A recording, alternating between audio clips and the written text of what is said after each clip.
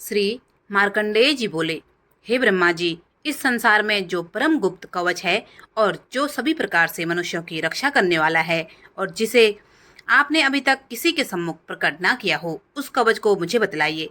श्री ब्रह्मा जी मार्कंडेय जी से बोले, हे विप्र, अत्यंत छिपा हुआ संपूर्ण जीव मात्र का उपकार करने वाला और पुण्यदायक श्री देवी जी का कवच है, सो तुम उस कवच को मुझसे सुनो। अब मैं पहले तुम्हें कवच की अधिष्ठात्री देवी की सभी 9 मूर्तियों के नाम ध्यान करने के लिए बतलाता हूँ। वे इस क्रम में हैं: प्रथम शैलपुत्री, द्वितीय ब्रह्मचारिणी, तीसरी चंद्रघंटा, चौथी कुसमांडा, पांचवी स्कंदमाता, छठवीं कात्यायनी, सातवीं कालरात्रि, आठवीं महागौरी, नवीं सिद्धिदात्री। ये 9 देवियां हैं। जो मनुष्य अग्नि से जलते समय शत्रुओं के बीच में युद्ध में घिर जाने पर तथा महान संकट में भय से दुखी होकर मां भगवती की शरण में जाता है, उसका किंचित भी अनिष्ट नहीं होता और उस पर मुझे कभी भी आपत्ति, शोक, भय और दुख दिखाई नहीं देता। जो मनुष्य सच्चे हृदय से भक्ति के साथ मां भगवती का स्मरण करते हैं, उनकी सभी प्रकार से वृद्धि होती है और देवी जो तुम्हारा स्मरण करते हैं, उनकी तुम अवश्य ही रक्षा करती हो, इसमें जरा भी संदेह नहीं है। श्री चामुंडा देवी प्रेत पर, वाराही भैंसे पर, ऐन्द्री हाथी पर, वैष्णवी देवी गरुड़ पर, श्री माहेश्वरी बैल पर, कौमारी मोर पर तथा श्री विष्णु भगवान की प्रिया श्री लक्ष्मी जी जो हाथ में कमल लिए हुए हैं, कमल पर विराजमान हैं, श्वेत रूप धारण किए हुए ईश्वरी देवी बैल पर तथा समस्त आभूषणों से सुशोभित ब्राह्मी देवी हंस पर आरूढ़ हैं। इस प्रकार ये समस्त देवियां संपूर्ण योग शक्ति से युक्त विविध प्रकार के आभूषणों तथा रत्नों से शोभायमान हो रही हैं। ये समस्त देवियां क्रोध में भरी हुई हैं और रथ में बैठी हुई दिखाई देती हैं। ये शंख, चक्र, गदा, शक्ति, हल, मूसल, खेटक, तोमर, फरसा, पास, भाला, त्रिशूल, सारंग, धनुष तथा अन्य विविध आयुधों को दैत्यों का वध करने के लिए, भक्तों को अभय देने के लिए और देवताओं के हित के लिए धारण करती हैं। हे महारौद्रे, हे महाघोर पराक्रम वाली देवी, तुम्हारे लिए नमस्कार है।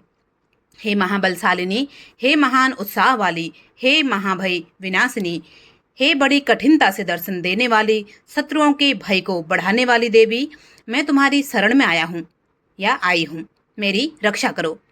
पूर्व दिशा में ऐन्द्री देवी, अग्निकोण में अग्निशक्ति, दक्षिण दिशा में वाराही देवी, नेतृत्व कोण में खड्गधारिणी, पश्चिम में वारुही देवी तथा वायु कोण में मृगवाहिनी देवी, उत्तर दिशा में कौमारी, ईशान कोण में शूलधारिणी, ऊपर आकाश में ब्रह्माणी और नीचे से वैष्णवी मेरी रक्षा करें। इस प्रकार 100 पर्याठी हुई चामुंडा देवी 10 दिशाओं से मेरी रक्षा करें। जया देवी आगे से, विजया देवी पीछे की ओर से, अजिता देवी बाईं तरफ से, अपराजिता देवी दाहिने ओर से, उद्योतनी चुटिया की उमा देवी सिर में स्थित हो मेरी रक्षा करें। इस प्रकार मालाधारी माथे की यशस्विनी देवी दोनों भौहों की, त्रिनेत्रा देवी भौहों के मध्य के स्थान की, नथनों की यमघंटा देवी, आंखों के मध्य की संखिनी देवी, कानों की द्वारवासिनी देवी, कालिका कपोलों की, कानों के मूल भाग की सांकरी, नासिका की सुगंधा, ऊपर के होंठ की चर्चिका देवी, अमृत कला नीचे के होंठ की तथा सरस्वती देवी जिह्वा की, दांतों की कौमारी, कंठ देश की चंडिका, चित्रघंटा गले की, तालु की महामाया रक्षा करें। कामाक्षी ठोड़ी की, सर्वमंगला मेरे वाणी की रक्षा करें। भद्रकाली गर्दन की और धनुर्धरी पीठ की, कंठ के वारही में भाग की नीलग्रीवा, नलकुबरी कंठ की नली की, खड्गधारिणी दोनों कंधों की, भुजाओं की ब्रजधारिणी रक्षा करें। दंडिनी दोनों हाथों की, अंबिका उंगलियों की, समस्त नखों की सुलेश्वरी, कोख की कुलेश्वरी रक्षा करें। महादेवी दोनों स्तनों की, शोक विनाशिनी मेरे मन की, ललिता देवी हृदय की और शूल धारणी उदर की यानी कि पेट की रक्षा करें। नाभि की कामिनी, गुहास्था की गुहेश्वरी, पूतना और कामिका लिंग की योनि की रक्षा करें। महिषासुरी, गुदा की, कमर की भगवती, घुटनों की विंध्यवासिनी, समस्त कामनाओं को पूर्ण करने वाली महाबली देवी जंघाओं की रक्षा करें। घुटियों की नरसिंही, पैरों के पृष्ठभाग की तेजसी देवी, पांवों की उंगलियों की श्रीधरी देवी, तलुओं की स्थलवासिनी देवी मेरी रक्षा करें। दंष्ट्राकराली देवी नखों की, ऊर्ध्वकेसनी केसों की, कोमारी रोम छिद्रों की, वागीश्वरी त्वचा की रक्षा करें। रक्त, मज्जा, वास, मांस, अस्थि तथा मेद की पार्वती देवी, कालरात्रि देवी आंतों की और मुक्तेश्वरी पित्त की, पद्मकोश की पद्मावती, स्लेमा की चूड़ामणि देवी, ज्वालामुखी देवी, नस जाल की और समस्त संधियों की अवेद्या देवी रक्षा करें। श्री ब्रह्माणी मेरे शुक्र यानी कि वीर्य की, छत्रेश्वरी देवी छाया की, अहंकार मन बुद्धि की, धर्मधारणी देवी रक्षा करें। प्राण, अपान, व्यान, उदान और समान वायु की वज्रहस्ता देवी और कल्याण शोभना देवी मेरे प्राणों की रक्षा करें। रस, रूप, गंध, शब्द और स्पर्श की योगिनी देवी तथा सतोगुण, रजोगुण और तमोगुण की नारायणी देवी रक्षा करें। आयु की वाराही तथा धर्म की वैष्णवी देवी रक्षा करें। चक्रणी देवी यश, कीर्ति, धन तथा विद्या की रक्षा करें। इंद्राणी मेरे गोत्र की, चंडिका मेरे पशुओं की, श्री महालक्ष्मी मेरे पुत्रों की और भैरवी मेरी पति की रक्षा करें। सुपता देवी मार्ग की, क्षेमकरी देवी मार्ग में आई हुई विपत्तियों से, महालक्ष्मी दरबार में विजया देवी सभी प्रकार के भयों से मेरी रक्षा करें। यदि देवी के कवच में कोई स्थान रक्षा से शेष रह गया हो तो उस स्थान पर पापों का नाश करने वाली जयंती देवी रक्षा करें। अपना कल्याण चाहने वाले मनुष्य को कवच के बिना एक पग भी नहीं चलना चाहिए, क्योंकि कवच से अपनी रक्षा करके वह नित्य जिस जिस स्थान पर जाकर जिस जिस कार्य की इच्छा करता है उस कार्य में वह निश्चय ही सफलता प्राप्त करता है और वह पुरुष इस पृथ्वी पर अतुलनीय है, ऐश्वर्य को प्राप्त करता है। जिसने यह कवच धारण कर रखा है वह युद्ध में निर्भय होकर विजय को प्राप्त करता है और तीनों लोकों में पूजनीय होता है। यह देवी का कवच देवताओं को भी दुर्लभ है। जो मनुष्य श्रद्धा पूर्वक पवित्र हो, नित्य प्रति तीनों संध्याओं के समय इस भगवती के पाठ को करता है, उसे देवी कला प्राप्त होती है और वह तीनों लोकों में कहीं भी पराजित नहीं होता। वह अकाल मृत्यु से रहित होकर 100 वर्षों तक जीवित रहता है और उसके लूता, विस्फोटक आदि रोग नष्ट हो जाते हैं। स्थावर, संगम व कृतम, विषादी तथा समस्त अभिचारिक प्रयोग, यंत्र, मंत्र, तंत्र आदि जो पृथ्वी पर हैं तथा भूचर, खेचर, जलचर प्राणी और उपदेशक साथ में उत्पन्न हुए तथा कुक्षी में उत्पन्न होने वाले रोग, सांकनी, डांकनी तथा आदि नीच देवता इस कवच को धारण करने से नष्ट हो जाते हैं। अंतरिक्ष में गमन करने वाले महाबलशालिनी, डांकनी, ग्रह, भूत, पिशाच, यक्ष, गंधर्व, राक्षस, ब्रह्म राक्षस, बेताल, कूष्मांड तथा भैरवादिक अनिष्टकारक देवता आदि देवी के इस कवच को हृदय में धारण करने वाले पुरुष को देखते ही भाग जाते हैं। इस कवच को धारण करने से पुरुष के तेज की वृद्धि होती है तथा यश और कीर्ति भी बढ़ती है। जो मनुष्य पहले इस कवच का पाठ करके बाद में सप्तशती का पाठ करता है उस मनुष्य की संतति, पुत्र पौत्रादिक जब तक यह भूमंडल पर्वत पर वन वृक्ष को धारण किए हुए है तब तक पृथ्वी पर बनी रहती है। देहांत के बाद वह पुरुष या वह नारी उस परम पद को प्राप्त करते हैं जो देवताओं के लिए भी परम दुर्लभ है और दिव्य स्वरूप को प्राप्त होकर कल्याणमय शिवजी के साथ आनंद का भागी होता है। इति देवी कवच भाषा संपूर्णम। श्री अर्गला स्त्रोत्र। श्री मार्कंडेय जी कहते हैं, जयंती, मंगला काली, भद्रकाली, कपालिनी, दुर्गा, क्षमा, शिवा धात्री, स्वाहा, स्वधा आदि मूर्तियां देवियों तुम्हें नमस्कार है। हे चामुंडे देवी, प्राणी मात्र का कष्ट हरने वाली देवी तुम्हारी जय हो। हे सर्वव्यापिनी देवी तुम्हारी जय हो। हे काल रात्रि तुम्हें नमस्कार है। हे मधु और कैटब को मारने वाली, श्री ब्रह्मा जी को वरदान देने वाली तुम्हें नमस्कार है। हे देवी मुझे रूप दो, जय दो, यश दो और शत्रुओं का नाश करो। हे महिषासुर को मारने वाली, भक्तों को सुख देने वाली तुम्हें नमस्कार है। हे भगवती तुम मुझे सुंदर रूप दो, जय दो, यश दो और शत्रुओं का नाश करो। रक्तबीज दैत्य का वध और चंड मुंड का विनाश करने वाली मुझे रूप दो, जय दो, यश दो और शत्रुओं का नाश करो। हे शुंभ तथा निशुंभ तथा धूम्रलोचन दैत्यों की का मर्दन करने वाली मुझे रूप दो, जय दो, यश दो और शत्रुओं का नाश करो। सभी के द्वारा पूजित युगल चरणों वाली देवी, हे संपूर्ण सौभाग्य देने वाली देवी मुझे रूप दो, जय दो, यश दो और शत्रुओं का नाश करो। अचिंतनीय रूप और चरित्र देने वाली, समस्त शत्रुओं का विनाश करने वाली देवी मुझे रूप दो, जय दो, यश दो तथा शत्रुओं का नाश करो। हे दुखनाशक चंडिके, भक्ति से सदैव नमस्कार करने वालों को तुम रूप दो, जय दो, यश दो और उनके शत्रुओं का नाश करो। हे चंडिके, रोग नाशनी, भक्ति पूर्वक तुम्हारा स्तुति करने वाले भक्तों को रूप दो, जय दो, यश दो तथा उनके शत्रुओं का नाश करो। हे चंडिके, जो भक्ति पूर्वक तुम्हारी पूजा करते हैं उन्हें रूप दो, जय दो, यश दो और उनके शत्रुओं का नाश करो। हे देवी, मुझे सौभाग्य, आरोग्य तथा परम सुख दो और रूप दो, जय दो, यश दो तथा शत्रुओं का नाश करो।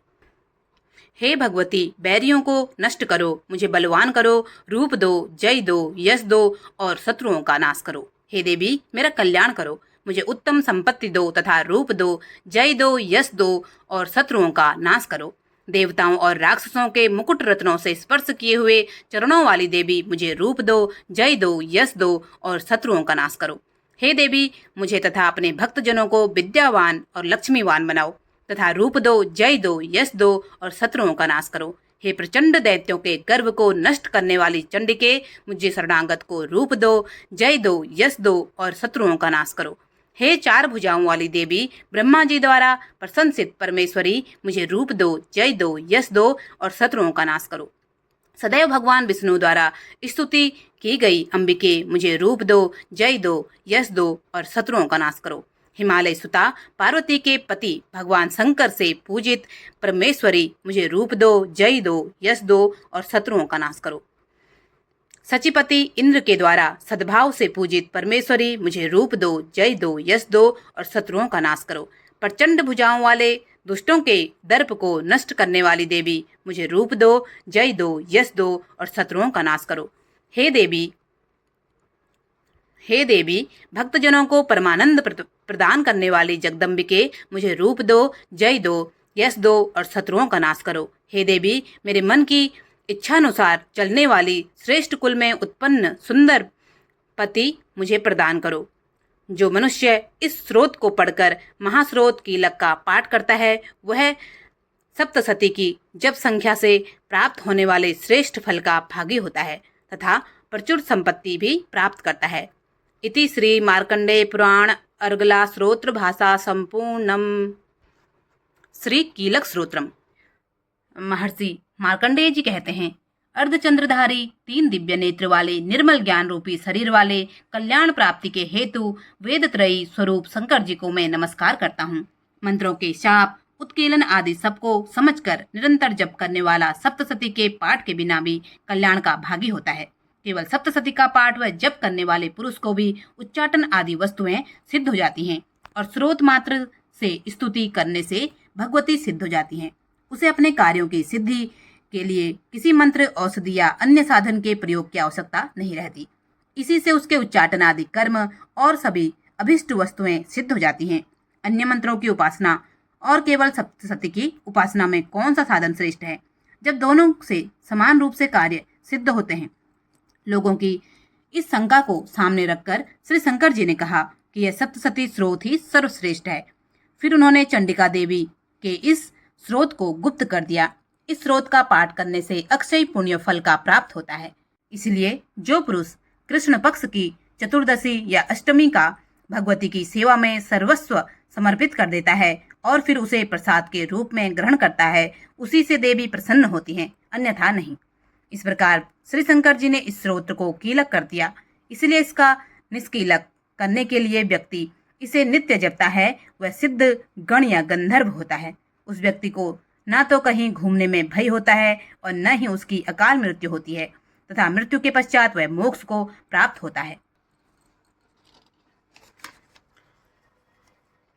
इसकी पूर्ण विधि को समझकर ही इसे प्रारंभ करें।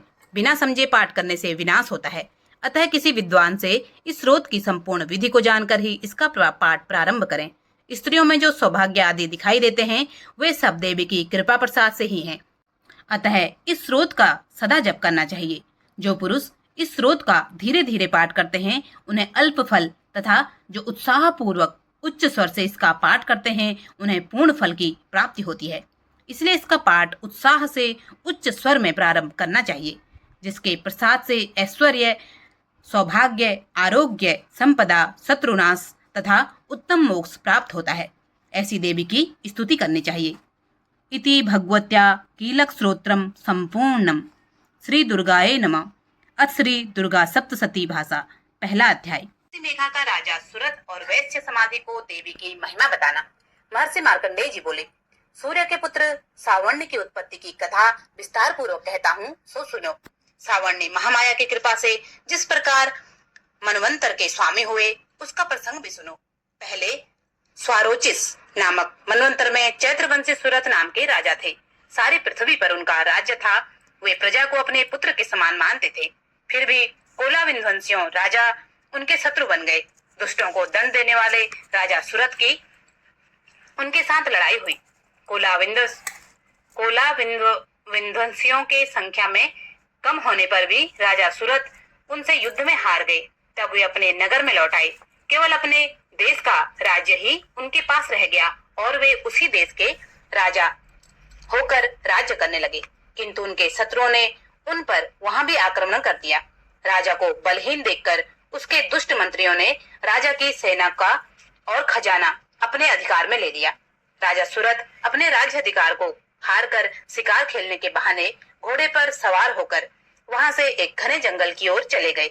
उस जंगल में उन्होंने महर्षि मेघा का आश्रम देखा। वहां महर्षि मेघा अपने शिष्यों तथा मुनियों सहित बैठे हुए थे और वहां कितने ही हिंसक जीव परम शक्ति भाव से रहते थे। राजा सूरत ने महर्षि मेघा को प्रणाम किया और महर्षि ने भी उनका सत्कार किया। राजा सूरत महर्षि के आश्रम में कुछ समय तक ठहरे। अपने नगर की ममता के आकर्षण से राजा अपने मन में सोचने लगे कि पूर्व काल में पूर्वजों ने जिस प्रकार नगर का पालन किया था, वह आज मेरे हाथ से निकल गया।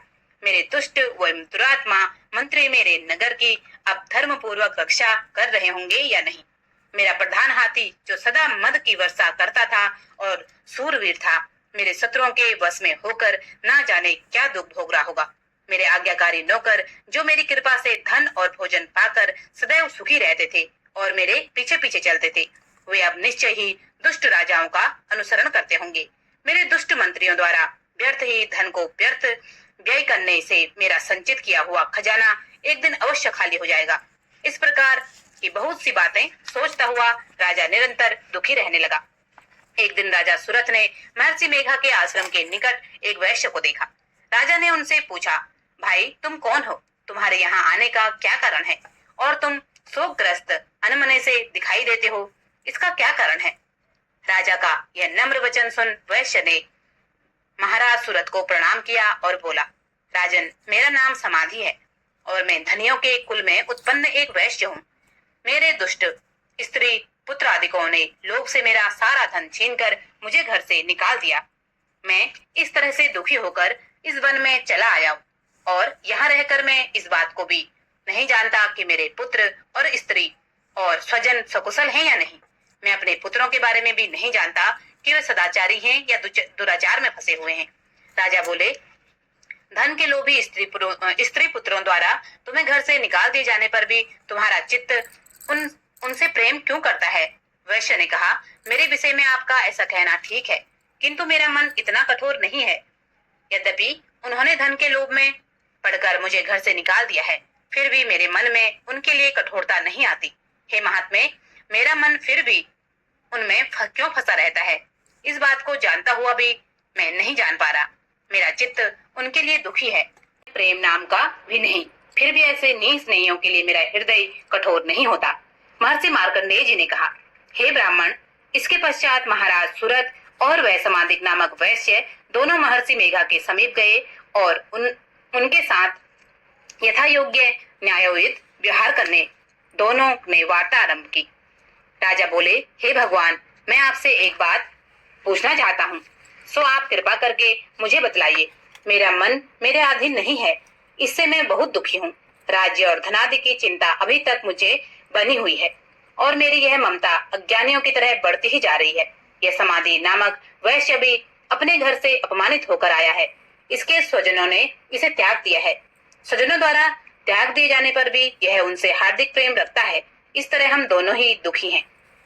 हे महाभाग, उन लोगों के अवगुणों को देखकर भी हम दोनों के मन में उनके लिए ममता जनित आकर्षण उत्पन्न हो रहा है।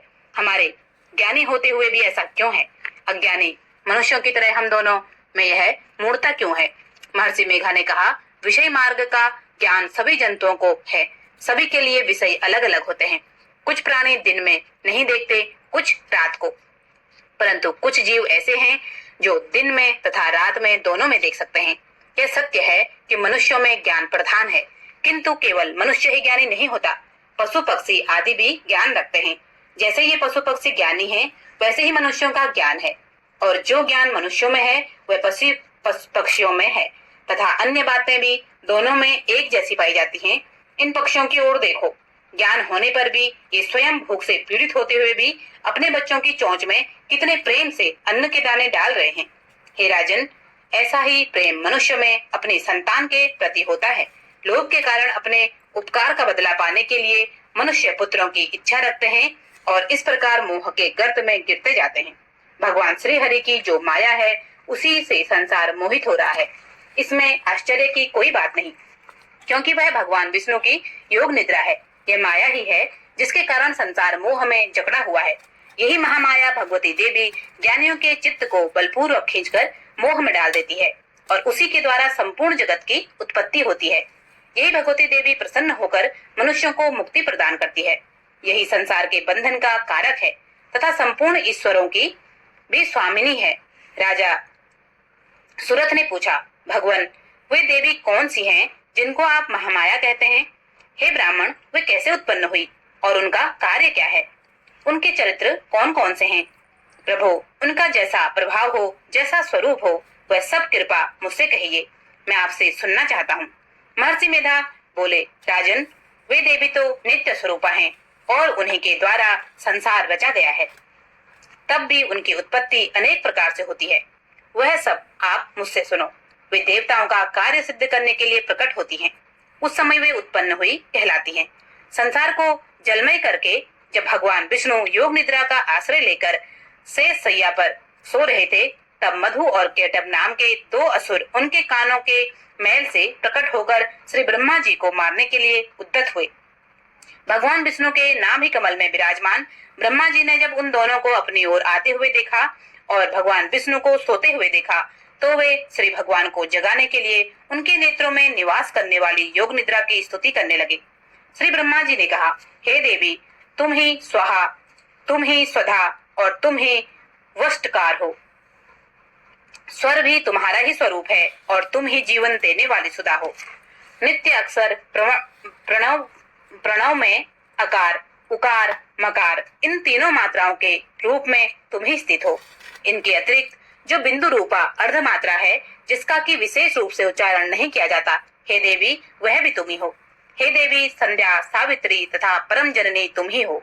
तुम ही इस विश्व को धारण करती हो। तुमने ही इस जगत की रचना की है।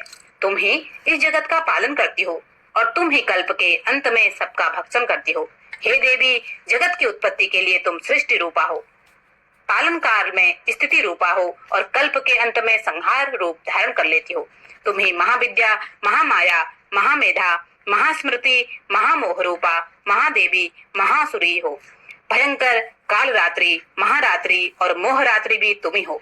श्री ईश्वरी और बोध स्वरूपा बुद्धि भी तुम ही हो। लज्जा, पुष्टि, तुष्टि, शांति और क्षमा भी तुम ही हो। तुम्हें खड्ग धारणी, शूल धारणी, घोर रूपा तथा गदा, शंख, चक्र और धनुष हाथ धारण करने वाली हो। बाण, भुसंडी और पारित, ये भी तुम्हारे ही अस्त्र हैं। तुम सौम्य और सौम्यतर हो। इतना ही नहीं, जितनी ही सौम्य तथा सुंदर वस्तुएं इस संसार में हैं, उन सब से बढ़कर सुंदर तुम हो। पर और अपर सबसे परे रहने वाले परमेश्वरी तुम हो। हे सर्वरूपे देवी, जो भी सत असत पदार्थ हैं और उनमें जो शक्ति है, वह तुम ही हो। ऐसी अवस्था में भला तुम्हारी स्तुति क्या ही हो सकती है। इस संसार की सृष्टि, पालन और संहार करने वाले जो भगवान हैं, उनको भी जब तुमने निंद्रा के वशीभूत कर दिया है, तो फिर तुम्हारी स्तुति कौन कर सकता है। मुझे भगवान विष्णु तथा भगवान शंकर को शरीर धारण कराने वाली तुम ही हो। तुम्हारी स्तुति करने की शक्ति किसमें है? हे देवी, तुम तो अपने इस उदार प्रभावों से ही प्रशंसित हो।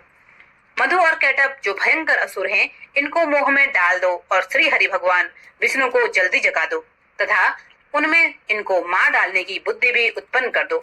महर्षि मेघा बोले, हे राजन, जब श्री ब्रह्मा जी ने देवी से इस प्रकार की स्तुति भगवान को जगाने तथा मधु कैटभ को मारने के लिए करा, तो वे भगवान श्री विष्णु के नेत्र, मुख, नासिका, बाहु, हृदय और वक्ष स्थल से निकलकर श्री ब्रह्मा जी के सामने खड़ी हो गई।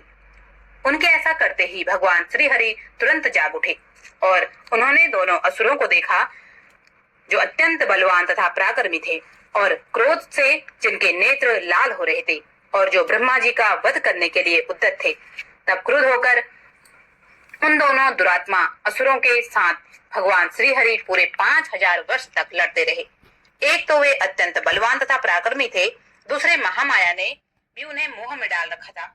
अतः वे भगवान विष्णु से कहने लगे कि हम दोनों तुम्हारी वीरता से अत्यंत प्रसन्न हैं, तुम हमसे कोई वर मांगो। भगवान ने कहा, यदि तुम मुझ पर प्रसन्न हो तो अब तुम मेरे हाथों से मर जाओ, बस इतना ही वर मैं तुमसे मांगता हूँ। महर्षि मेधा बोले।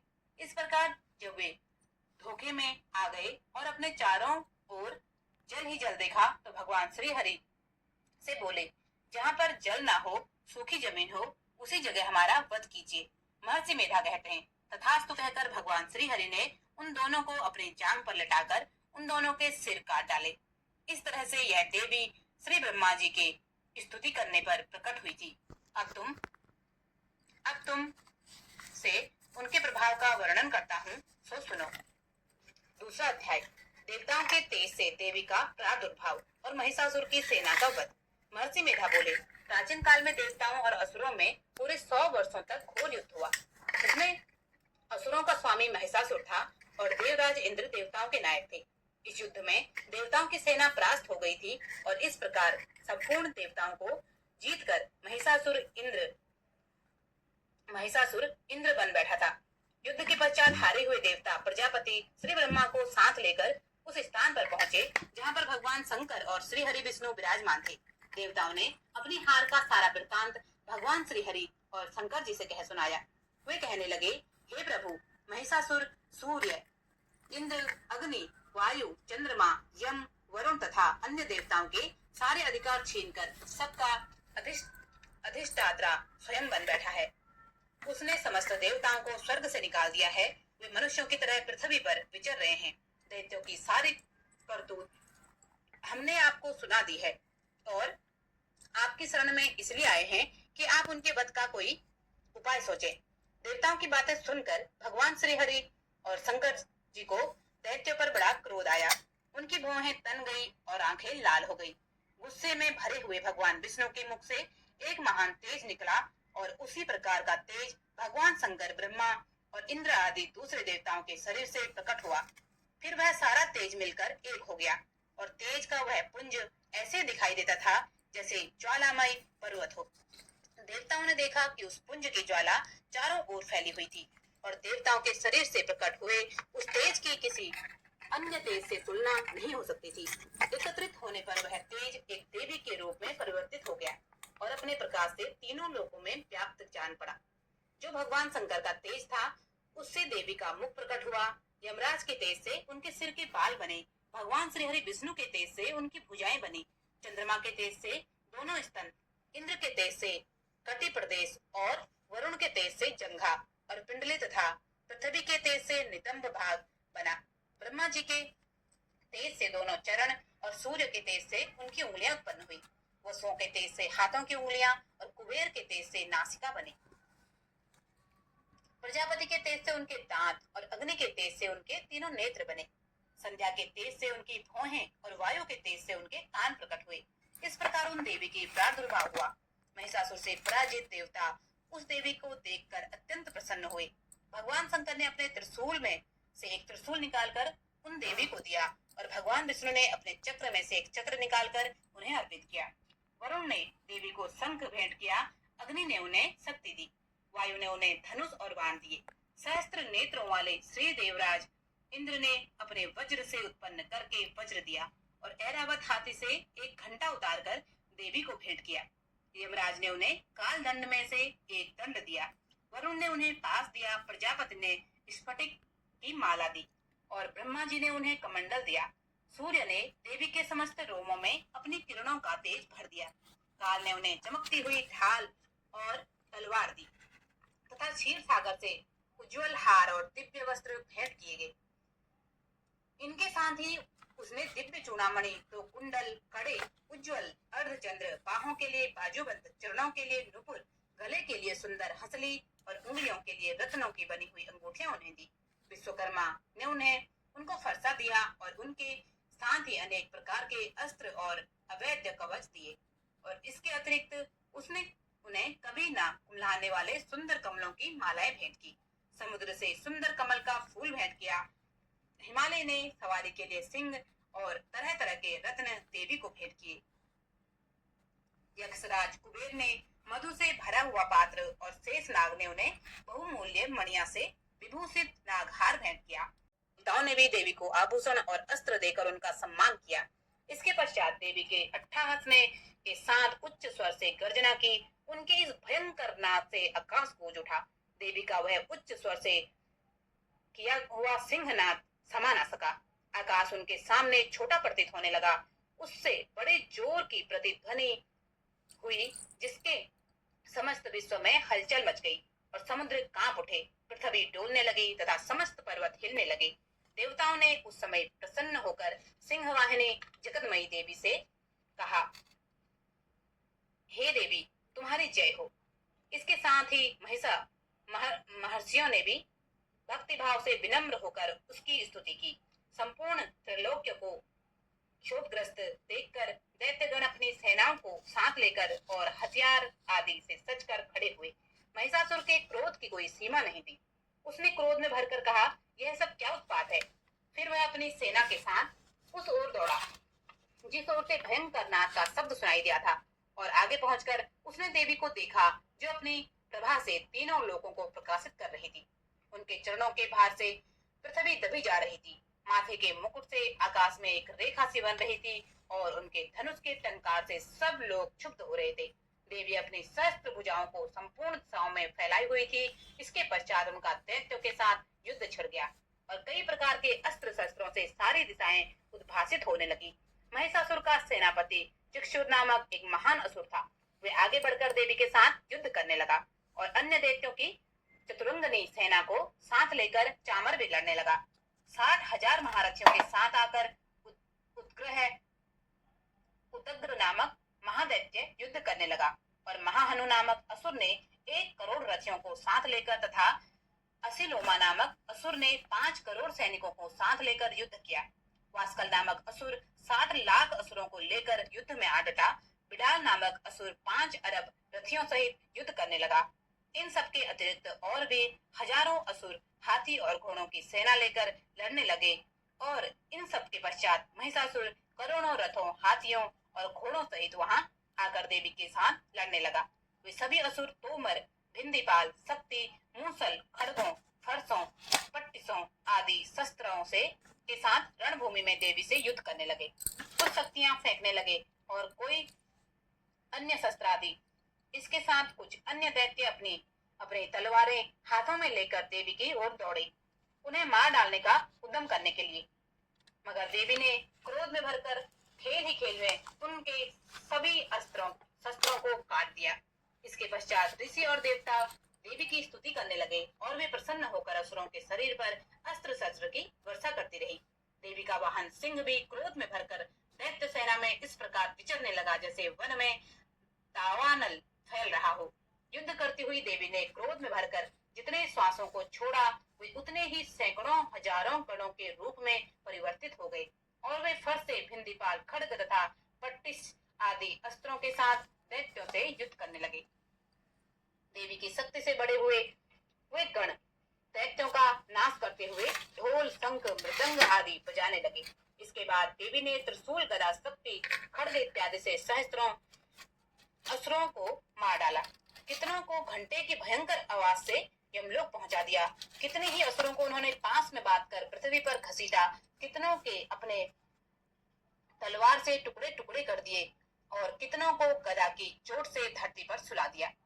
कई दैत्य मूसल की मार से घायल होकर रक्त वमन करने लगे और कई सूल से छाती फट जाने के कारण पृथ्वी पर ढेर हो गए और कितनों की बाण वर्षा से कमर टूट गई।